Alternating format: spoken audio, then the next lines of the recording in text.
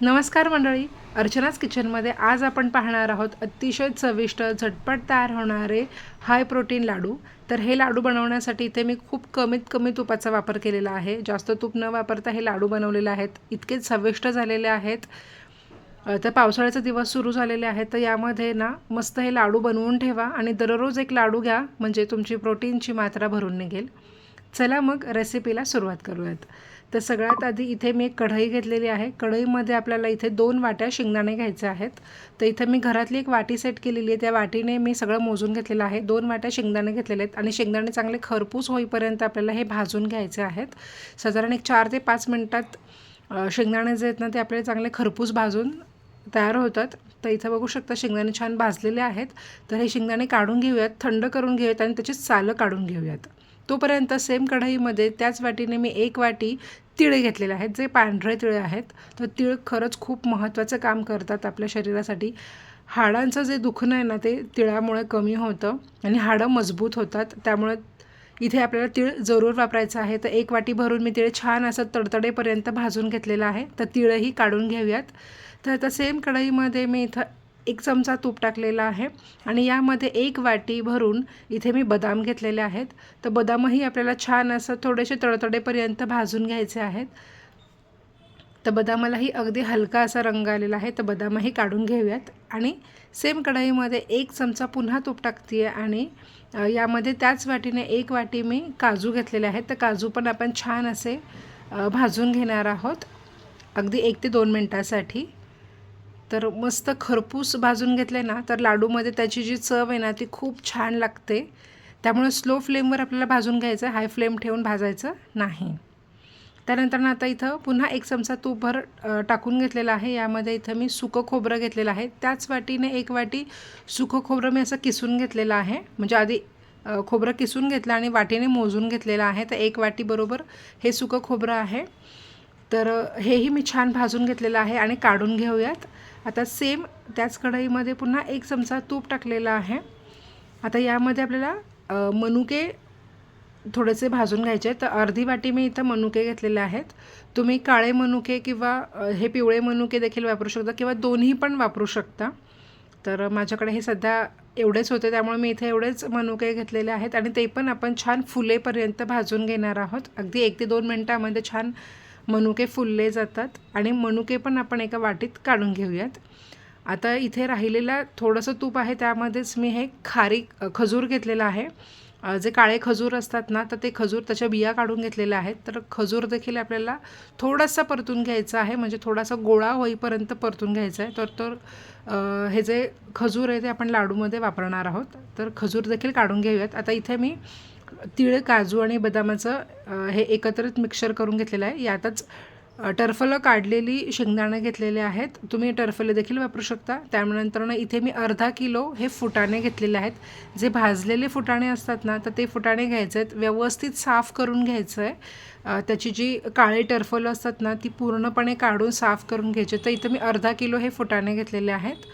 तर हे फुटाणे देखील आपल्याला या मिक्सरमध्ये काढून घ्यायचं आहे। जे आपण बनवलं होतं तीळ, काजू, बदाम आणि शेंगदाण्याचं, त्यामध्येच हे काढून घेणार आहोत, कारण हे आपण मिक्सरमधनं बारीक फिरवून घेणार आहोत यासाठी। तर हे व्यवस्थित मिक्स करून घ्यायचं आहे। तर इथं मी फुटाणे जास्त वापरलेले आहेत। तर फुटाण्यांमध्ये तुम्हाला सगळ्यांना माहितीच आहे की किती भरपूर प्रमाणात प्रोटीन असतं। तर हे लाडू खरंच खूप छान तयार होतात, चवीला पण खूप मस्त लागतात। तर मिक्सरच्या जारमध्ये काढून घ्यायचं आहे। आता यामध्ये गोडव्यासाठी इथे मी गूळ वापरते आहे। तर इथं मी थोडासाच गूळ घेतलेला आहे, कारण बाकीचा गूळ मी नंतरनं वापरणार आहे। तर थोडंसं गूळ टाकून आपल्याला हे मिक्सरला फिरवून घ्यायचं आहे। आता इथं मिक्सरला मी फिरवून घेतलेलं आहे। तर आता यामध्ये आपल्याला खजूर टाकायचं आहे। खजूर जर तुम्ही सुरुवातीलाच टाकून मिक्सरमधनं फिरवलात ना तर व्यवस्थित बारीक होणार नाही। त्यामुळे आपल्याला सुरुवातीला जे कोरडं मिश्रण आहे ते चांगलं फिरवून घ्यायचं, त्यानंतरच यामध्ये खजूर टाकून तेही यामधून मिक्सरमधनं फिरवून घ्यायचं आहे। तर हे मिक्सर तयार झालेलं आहे। उरलेलं याच पद्धतीने मी सगळं मिक्सरच्या जारमधून फिरवून घेणार आहे। तर थोडंसं जे गुळ राहिलेलं आहे तेही मी आता यामध्ये टाकून हे चांगलं असं बारीक पावडर करून घेणार आहे आणि ते सगळ्या मिश्रणाचं हे बारीक पावडर तयार करून घेतलेली आहे। त्यानंतर आता इथं आपल्याला सेम इथे कढई घेतलेली आहे. यामध्ये आपल्याला 3 ते 4 चमचे किंवा तुम्हाला जितपत तूप हवं असेल तितकं तूप आपल्याला यामध्ये टाकायचं आहे आणि यामध्ये गूळ घालायचा आहे. तर इथं गुळाचा पाक करायचा नाही आहे, तर गूळ फक्त तुपामध्ये वितळवून घ्यायचा आहे. तर इथं मी साधारणपणे 1.5 वाटी गूळ घेतलेला आहे. सुरुवातीला आपण अर्धी वाटी गूळ जो आहे ना तो घेतला होता. आता इथे मी 1.5 वाटी घेतलेला आहे, म्हणजे टोटल मी 2 वाट्या इथे गूळ वापरलेला आहे. तुम्ही गूळ तुमच्या आवडीप्रमाणे थोडी कमी जास्त करू शकता. तुम्हाला जर अजून गोड हवे असतील लाडू तर तुम्ही अजून गूळ यात वापरलं तरी पण चालेल. आता हे जे मिश्रण आहे हे आपल्याला या गुळाचं जे मिश्रण आहे ते या लाडवाच्या मिश्रणामध्ये टाकायचं आहे. लगेचच मिक्स करून घ्यायचं आहे, नाही तर गूळ आहे थंड झालं की घट्ट होऊ शकतं. त्यामुळे लगेचच आपल्याला हे मिक्स करून घ्यायचं आहे. चमचानेच मिक्स करायचं आहे, नाही तर चटका बसू शकतो. तर थोडंसं थंड झाल्यावर मी मोठ्या परातीत काढून घेतलं आणि व्यवस्थित हाताने मिक्स करून घेते. आता यामध्ये आपल्याला जे आपण खोबरं आणि मनुके भाजून घेतले होते ते काढून घ्यायचं आहे आणि हे व्यवस्थित मिक्स करून घ्यायचं आहे. आता हे मिश्रण थोडंसं कोमट आहे तोपर्यंतच आपल्याला याचे लाडू जे आहेत ना ते वळून घ्यायचे आहेत.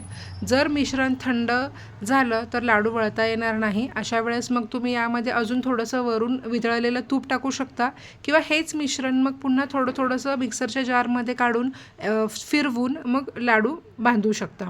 तर मला तशी गरज लागली नाही आहे, तर मी पटापट याचे मस्त लाडू वळून घेते आहे. खूप सहज लाडू तयार होतात, चविष्ट लागतात. लहान मुलांना दररोज डब्यामध्ये देऊ शकता.